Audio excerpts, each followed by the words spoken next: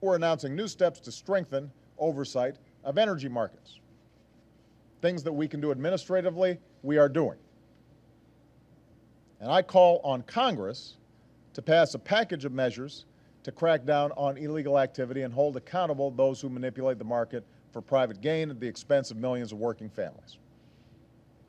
And be specific. First, Congress should provide immediate funding to put more cops on the beat to monitor activity in energy markets.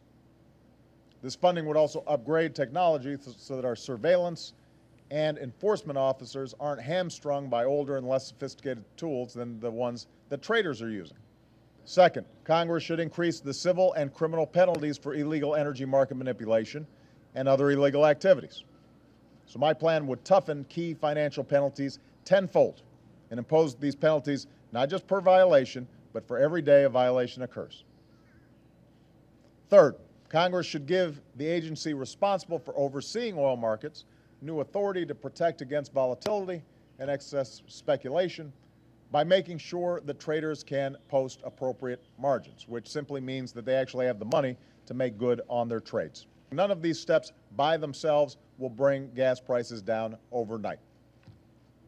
But it will prevent market manipulation and make sure we're looking out for American consumers. And in the meantime, we're going to keep pursuing an all-of-the-above strategy for American energy to break the cycle of price spikes year after year. I don't know what he's talking about. That's how we're going to solve the problem. If you were to determine how much the price of a $100 barrel of oil right now, how much of that is due to manipulative speculation, there are some people who say it might be 10 bucks. Maybe it's 20 bucks. There are three reasons oil prices are high. Number one, world demand continues to be high for oil. Not in America.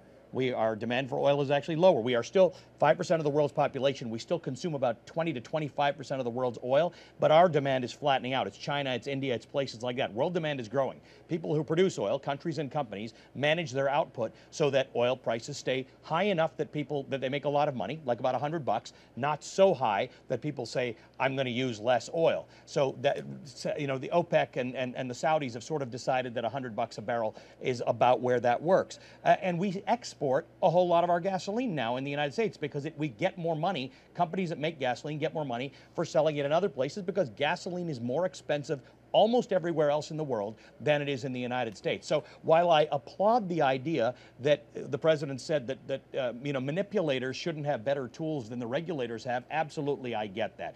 The oil trading market has become much bigger than it was 10 or 15 years ago, and we haven't kept up. That's a symbol of American lack of regulation. That I agree with.